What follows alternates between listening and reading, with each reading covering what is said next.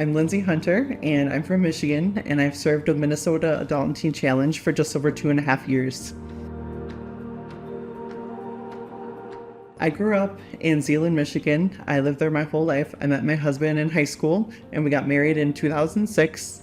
We have 4 children. So I heard about Minnesota Adult and Teen Challenge just through church. I didn't really know about it, but then they started coming for like choir concerts and different like women's events, and I heard more of their story. It was not something I intended on being a part of. I just was really moved by a lot of their stories and their testimonies, and it was amazing to hear, something I've never experienced before.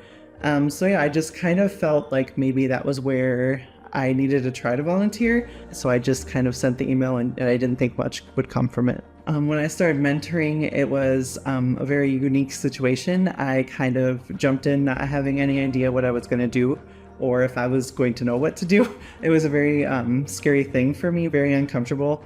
But once I started, we like connected really well, and it more just became like a friend. Like it wasn't quite as intimidating as the word mentor might sound.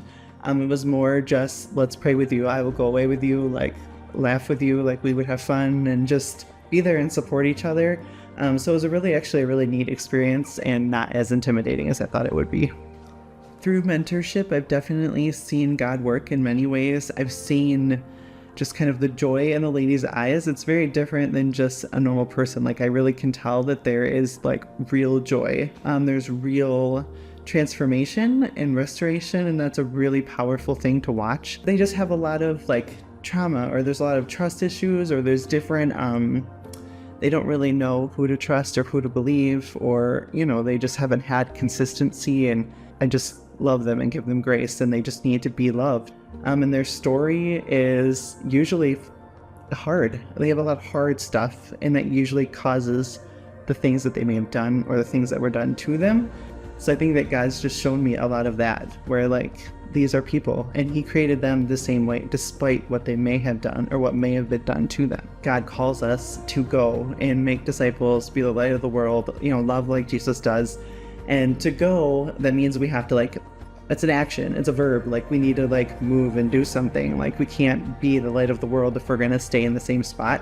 We need to go be the change and go help out and go make a difference, because it just won't happen if there's not people, especially godly people. If we want more of God to be in where we live, then we gotta kind of go out and do that.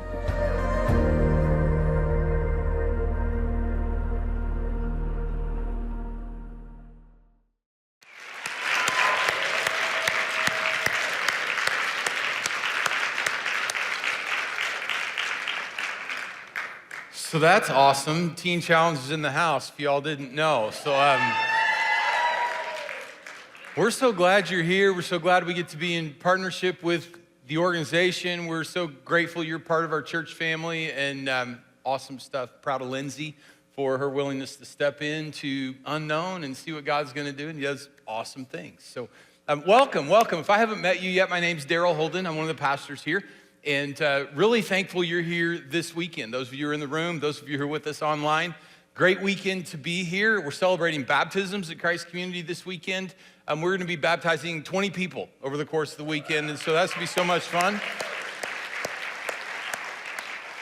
And we'll have an installment of that when I'm finished talking today. So you hang on through me, and then the good stuff is at the end. So I'm also glad you're here. This sermon series, we are this week and next. It left in this sermon series called Plot Twist, and we're talking about stories Jesus told, and not so much about the story, but about how your life can change as a result of the story. Each of these stories has a little bit of a plot twist to them, but it's not the plot twist of Jesus' life. We're emphasizing the plot twist in your life and how his story impacts your story to just be so much better for you. So I'm really glad you're here. If you're newer to Christ Community, thanks for coming. Thanks for entrusting yourself to us at this stage of your spiritual journey. If you're trying to figure it out faith-wise, if you're trying to find out who this Jesus guy is, what church is all about, or if you're just looking for a new church, and we're really glad that you're here. We're glad to be part of that. We'd love to meet you. We'd love to help you in that if you'd let us. And for those of you here in the room, there's a QR code on the seat back in front of you, and if you use your phone to engage that QR code, that'll take you to our action page, and the middle button says Connect. You can fill out that digital Connect card. Those of you who are online, hit the Connect button.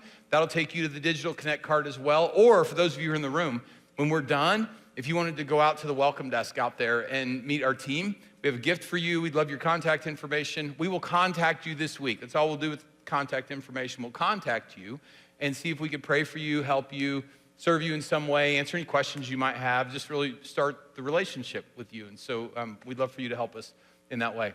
All right, so we're talking about these stories that Jesus told. The story we're talking about this weekend, maybe you've heard it, maybe not. It's if you're a church person, you've probably heard it. You know it as the parable of the talents. In some of the older translations of the Bible, it talks about a talent. And in the translation of the Bible that we use, the NIV, it's called bags of gold is what we're going to talk about. So this is kind of the parable of the bags of gold. And if you're not familiar with it, like you're going to be here in just a little bit. So Jesus, he's having this long conversation with his followers. They have come to him and they've asked him like, hey, what's it going to be like at the end of time? Like what's it going to be like when at the consummation of all things? Like when this whole thing wraps up, what's it going to be like? And so Jesus has this long conversation with them, and we're kind of coming into this conversation towards the middle end of the conversation. So we're in Matthew chapter 25 today, starting in verse 14, and we'll be there in just a minute. And so it starts this little section. Jesus starts with this statement. He says, again, it will be like a man going on a journey. So we gotta know what this it is as we step into this time. So Jesus he's talking about the end of days, right? So the end of days, the time frame of like when he returns, the consummation of all things. Jesus, the language that he uses in this little section of Matthew's gospel, Matthew records it for us. He talks about it as the end of the age. So we're talking about what the end of the age will be like, and he's referencing this time that even for us, like it's still in the future, and it is this time when everything is wrapping up and when Jesus will actually be physically present on earth as global king. All right, so this little diagram for you. So the story that Jesus is telling is like he's just 2 days away from being crucified. If we were to fast forward through this conversation about 10 minutes, he tells his disciples in 2 days it's going to be the Passover. It's the Jewish feast of the Passover. In 2 days it's going to be Passover, and the religious leaders are going to crucify me. And I'll be buried, and then on the third day I'll rise again. Which, if you're a church person, we just let that roll off our tongues, but would you just stop and think about that for just a second? Jesus says, in 2 days, I'm going to be crucified, I'm going to be buried, and on the third day, I'm going to rise from the dead. Like, this is a massive claim that he's making about himself. And for those of us, like we sit here 2,000 years on the other side of that prediction, and he pulled it off. Like this is just an amazing thing. So he's made this prediction. In 2 days, I'm going to be crucified, buried, and rise again from the dead. And so if you're looking at this little graphic with us on the screen, you kind of see the cross with the U. And shout out to our communication team, because you should have seen the notes I gave them, how this graphic is supposed to look. Like you can actually tell what we're talking about on the screen now. And so that death, burial, and resurrection of Jesus is there. And then if you fast forward all the way to the arrow coming down, that references Jesus, it's still future, his future return to the earth as our king. And so we're in this middle time, and this middle time is kind of explained for us in Acts chapter 1, verses 9 through 11. So Jesus was taken up before their very eyes. He's with his followers on the Mount of Olives outside of Jerusalem. He was taken up before their very eyes, and a cloud hid him from their sight. They were looking intently up into the sky as he was going, as you would if you were standing there with somebody who just started ascending into heaven, right? We would all be standing there going, right, what is happening here? So they're looking intently into heaven, and as he was going, suddenly 2 men dressed in white stood beside them. These are angelic beings, men of Galilee, they said. Why do you stand here looking into the sky? This same Jesus who has been taken from you into heaven will come back in the same way you've seen him go into heaven. So this it that Jesus is talking about. What it will be like, this it that Jesus is talking about is what his kingdom will be like at the time that he returns to the earth. And he's actually, in this little story that we're gonna consider this weekend, he's talking about what life is supposed to be like for his followers in between his ascension into heaven and his return. So this in-between time is what Jesus is talking about in the story that he's telling us today. So we're gonna go back to Matthew chapter 25. It will be like a man going on a journey who called his servants and entrusted his wealth to them. To one, he gave 5 bags of gold, to another, 2 bags, to another, 1 bag, each according to his ability, and then he went on his journey.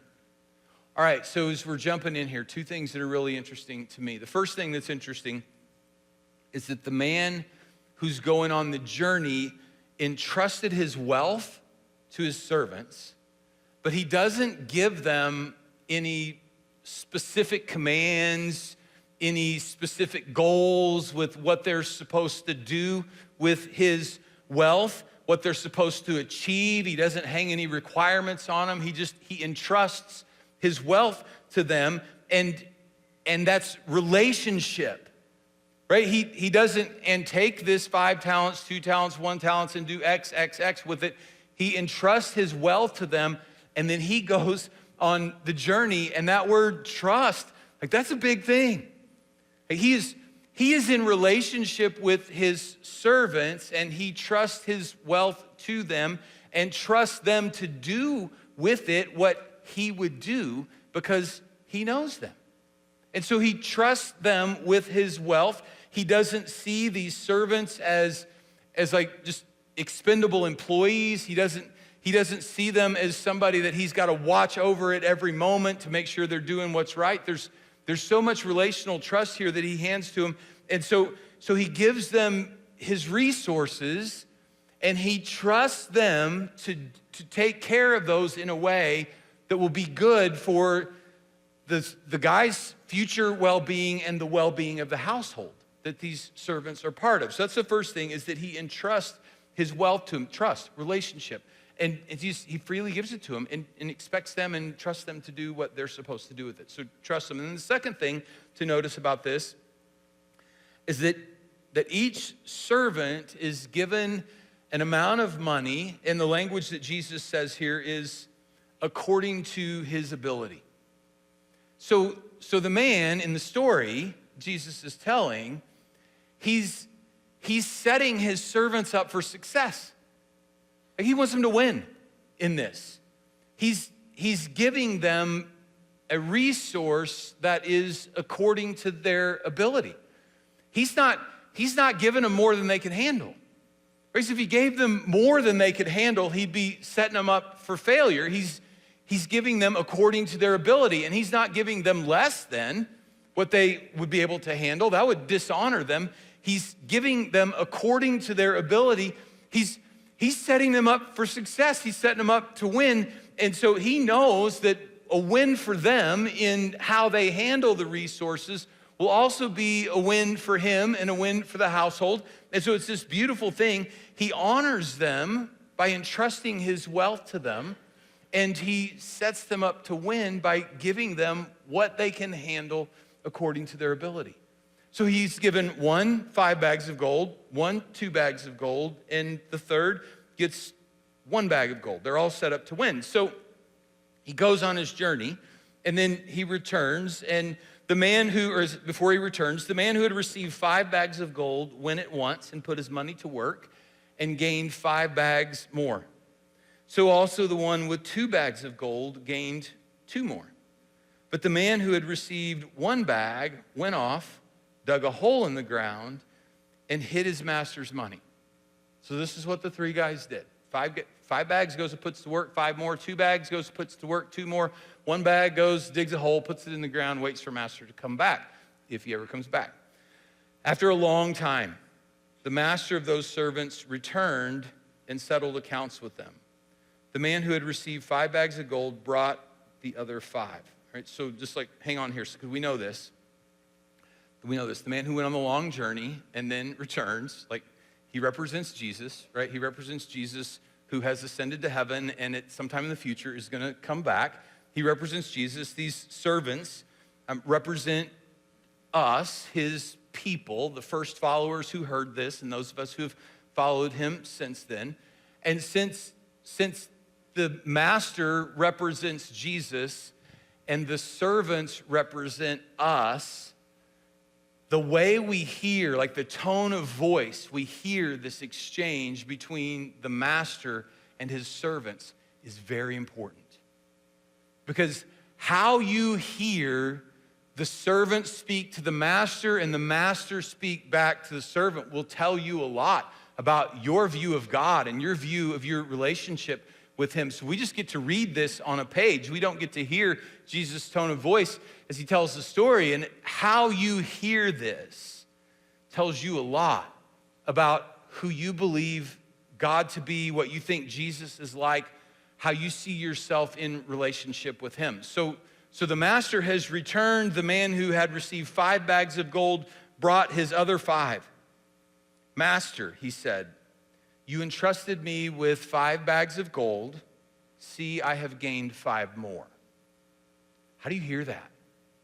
How do you hear that? Do you hear that? Do you hear that as a question? Hey, Master, you gave me 5 bags of gold. Here's 5 more. Like, is this okay? Did I do good? Like, I don't know. This is just what happened. Do you hear it as a question? Or you gave me 5. Here's 5 more. Like I'm in a flint. I don't know what's coming next. You couldn't possibly be happy with the 5 that I'm giving back to you in addition. Like you couldn't possibly be happy with that. You've got to be angry at me because I probably should have made 20 out of the. Like, do you hear anger or do you hear excitement? Do you hear excitement? Like Master, you gave me 5, and here's 5 more. I made 5 more with that. How do you hear this? Because the way you hear it it reveals how you see God and how you see yourself and how you see your relationship with him of here's 5 and how it had to be, like how this had to go down as Jesus is telling the story. The servant has to be excited about this. Hey, Master, you gave me 5 and here's 5 more, because we know from the response of, like you can see it, the master's he's already building, well done, like he's celebrating with him. And so he says, you gave me 5, like well done, right? Here's 5 more, well done, good and faithful servant, the master says. You've been faithful with a few things, I'll put you in charge of many things. Come and share your master's happiness. Like let's celebrate this thing, right? So it's not the question, like did I do good? Or this can't be good. You can't be happy with this. He knows the master. And he knows, like he gave me 5, he gave me 5 more. And then the second man, the man with 2 bags of gold, also came. And it's the same thing here. The 2 bags of gold, like how you hear this exchange tells you so much about how you view God and how you view your relationship with him, because this is the guy who got 2 bags. This isn't the guy who got 5 bags and made 5 more. This is the guy who got 2 bags and only made 2 more. And he's seen how the master responds to the 5 and the 5 more. How's it gonna go for me? I only had 2 and made 2 more. Master, you entrusted me with 2 bags of gold. See, I've gained 2 more. How do you hear that? You drop yourself into that situation. How do you hear this? Do you hear it as a question? Is this good enough? I gained 2 more. Is this good enough? I only gained 2 more. This can't possibly be good enough. Or is it the celebration again? It's got to be the celebration again. It's got to be the celebration again, because his master replies, and the reply's got to be building in the master's posture on his face as he's hearing the servant. His master replies, well done. Hey, well done, good and faithful servant. You've been faithful with a few things. I'll put you in charge of many things. Come and share your master's joy. Come and share your master's happiness. And it's celebration, it's joy, it's excitement It's plenty. There's this massive celebration going on right here in this little household circle of these servants who have been faithful. And I love in this, the master isn't celebrating the number of bags. The celebration is exactly the same. The language is exactly the same. The guy who had 5 got the same celebration from the master as the guy who had 2. He's celebrating faithfulness. It's not a contest. It's not a competition amongst the servants. It's like, we know our master. We did what our master said.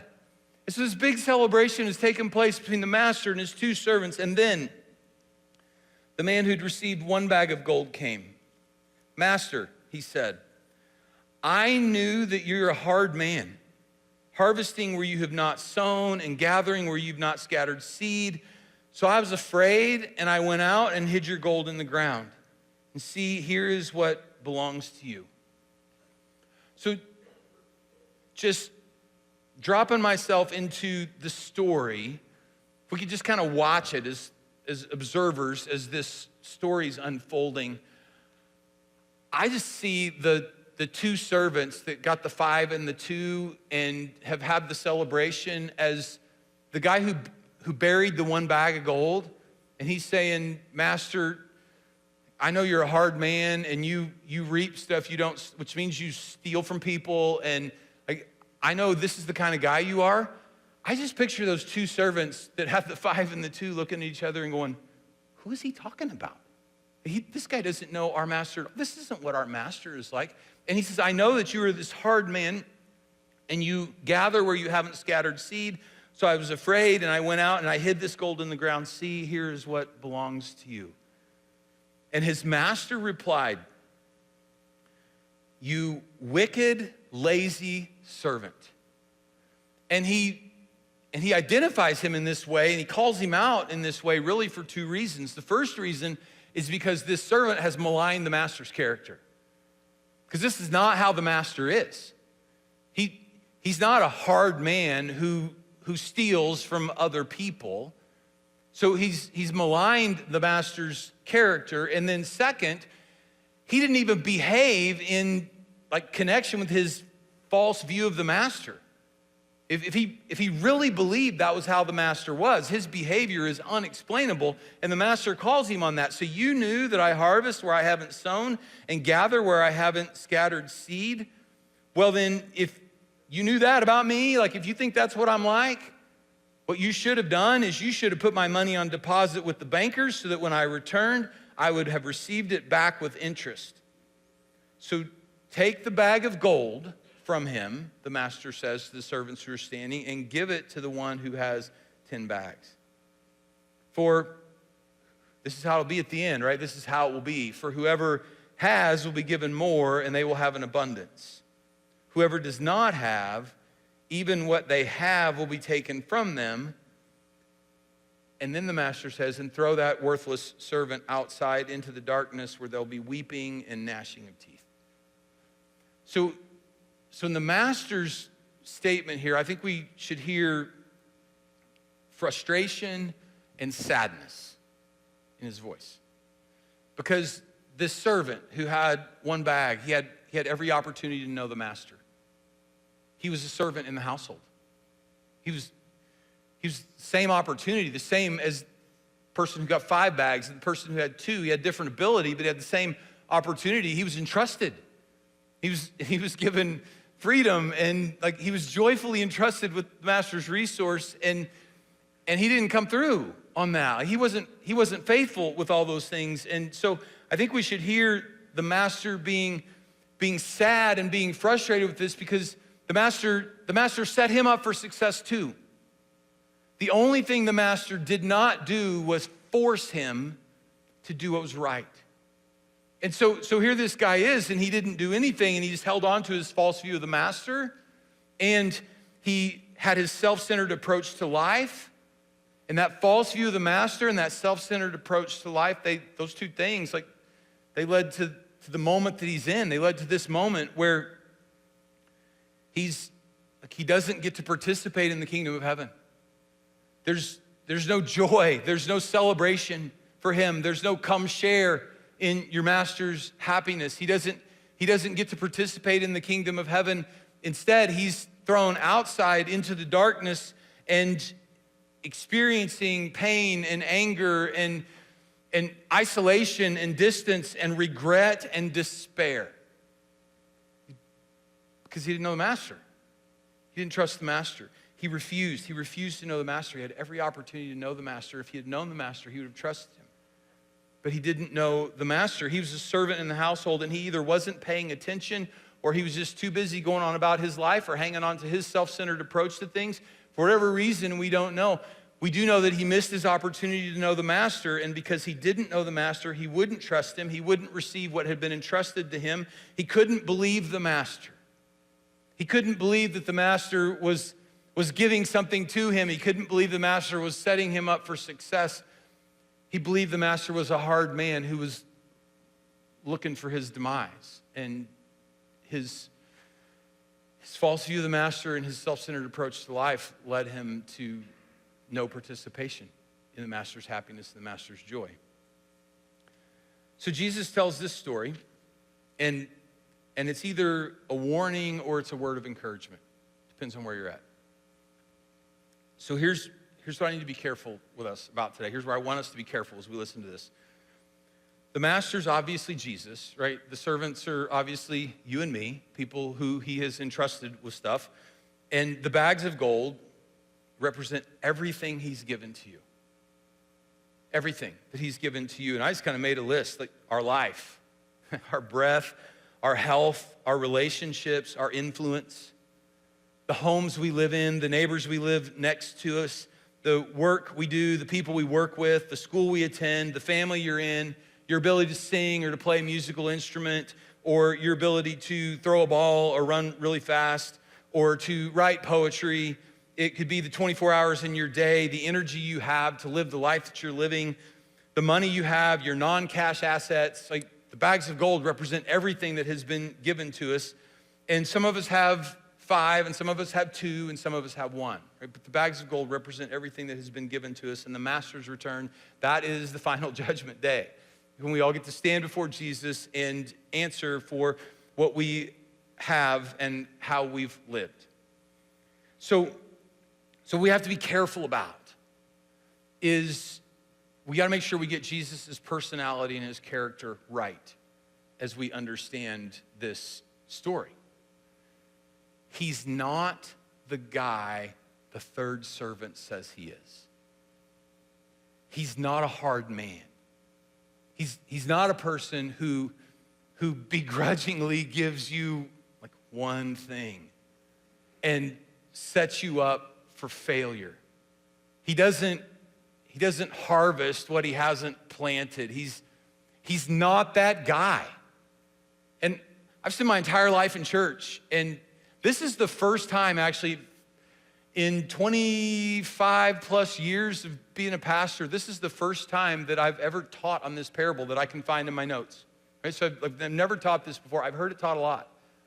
And where it always seems to drift, like the tone of where it always seems to drift is the master, he's kind of like the third guy described. You need to be afraid of him on Judgment Day. But he's not the third guy in the parable. Jesus is the guy in the story who he entrusts his resources to you.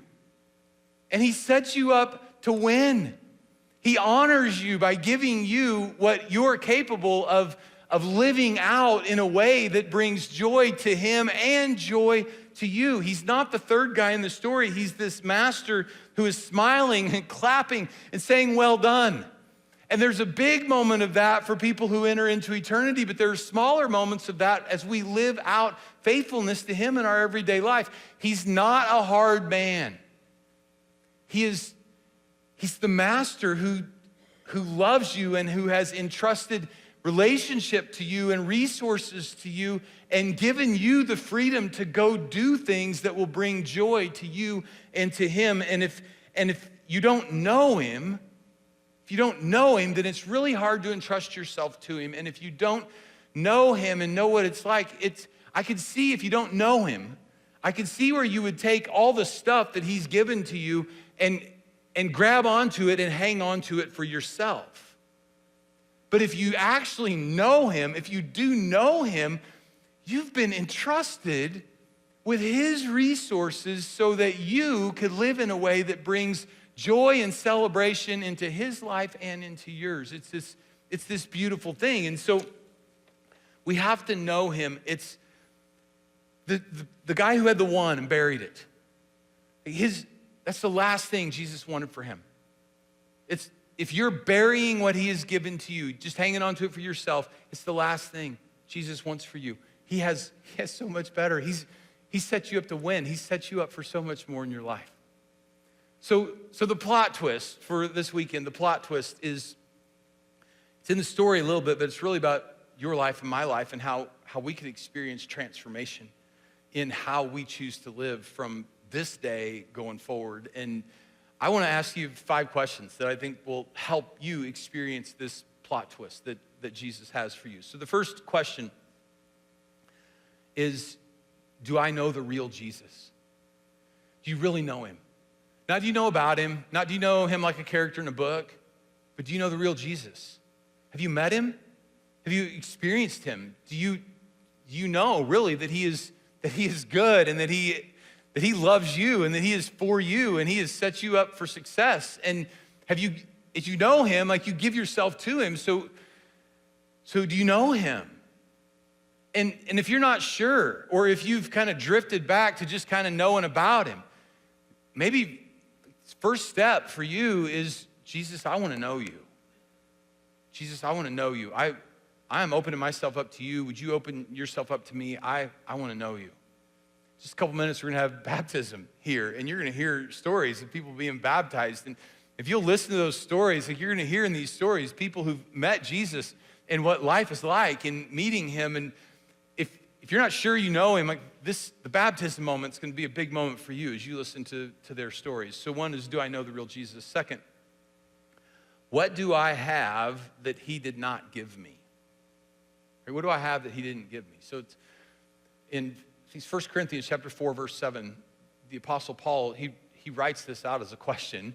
It's a rhetorical question. The answer to the question is nothing. And I just thought this is a great question for us as we're stepping towards Thanksgiving. It's the week before Thanksgiving. And so we step towards Thanksgiving. It'd be a great moment to just kind of pause and reflect on what do I have that he did not give me? Third question, how am I using what he has given me? How am I using what he has given me? The story that Jesus told, am I deploying this for household purposes? He's given me this stuff, and when I get to deploy it for things that are of him and are good for us, like, am I using it for household purposes or am I using it for myself? Am I trying to hang on to things because I don't trust this guy? He's a hard man and he reaps what he hasn't sown, and so he's not looking out for me, so I got to look out for me? Or am I using it in a way that reflects, like, I know a good person, a good man has given me all that I have, and I'm using it for his benefit, which will be for my benefit as well. In what ways am I being a good and faithful servant? In what ways am I being lazy? What ways am I being wicked? Like, those are all kind of questions that will help us answer that. Fourth question, is there something that Jesus wants me to give? Is there something that Jesus wants me to give? Is there someone or some place that he wants me to serve? Is there something he's asking me to do or to stop doing? This is a next step question. This is, how am I going to live this out? Like, how he's given me, what he's given me is good. He's set me up to win. Are there some places in my life where maybe I could take another step in that? Is there something that he wants me to, that's his, that he's given to me, that he wants me to give to somebody else? Is there somebody that I should go serve? Is there something he's asking me to do or to stop doing? So that's the question. And then, am I sure my answers are from Jesus? As you process these questions, and I would encourage you, I'd strongly encourage you to sit before the Lord and ask these questions, not just of yourself, but ask these questions of him. And then as you hear, you pay attention to what these next steps for you are. But really, this next question, am I sure these answers are from Jesus?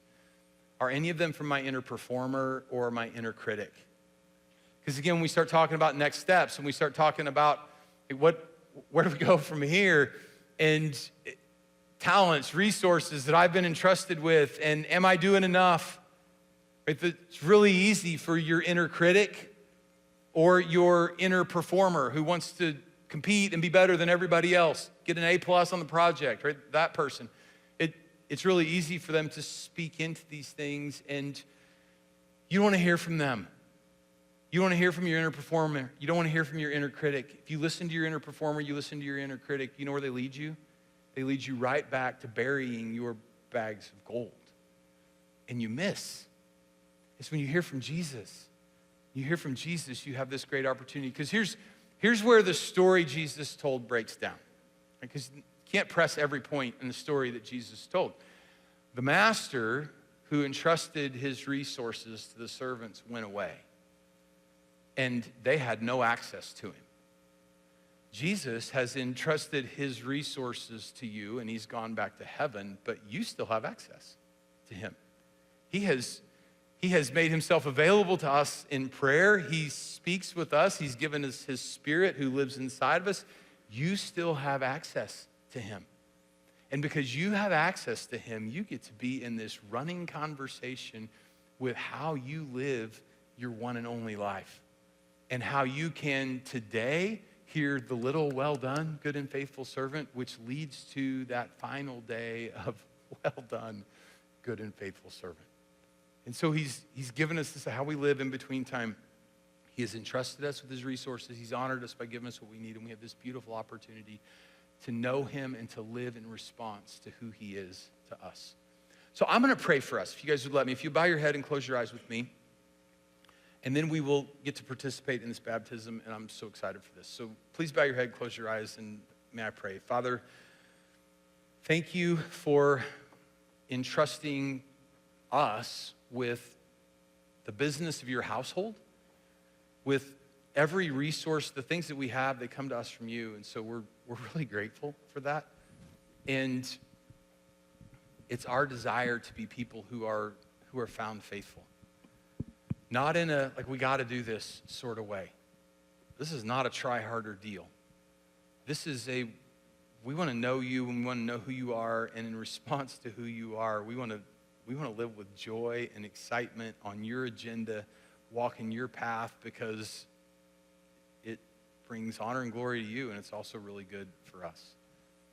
And so we are here together as your people, asking for your guidance, asking for your help, and knowing that you want us to win in an eternal sort of way. So thank you for that. And Jesus, this is all about you. It's all from you. It's because of you. We step into this baptism moment because of your work in our lives, our church, lives of your people, through us. Very cool stuff. Thank you. We love you. And we pray these things in your name. Amen.